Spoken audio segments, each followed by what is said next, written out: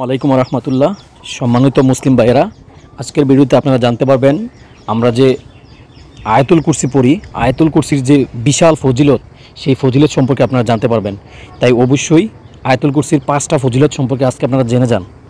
আর হ্যাঁ, আরেকটা কথা বলি, ভিডিওটি আপনি দেখার পরে আরেকজনকে শেয়ার করে দিবেন।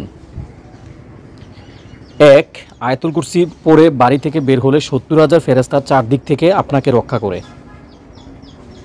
2, আয়াতুল কুরসি পড়ে বাড়ি ঢুকলে বাড়িতে দারিদ্রতা প্রবেশ করতে পারে না।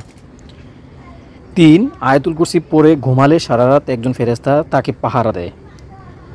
4, ফরজ নামাজের পর আয়াতুল কুরসি পড়লে তার আর বেহেশতের মধ্যে একটি জিনিসেরই দূরত্ব থাকে, তা হলো মৃত্যু, এবং মৃত্যু আযাব এতই হালকা হয় যেন একটা পিঁপড়া কামড়ের সমান।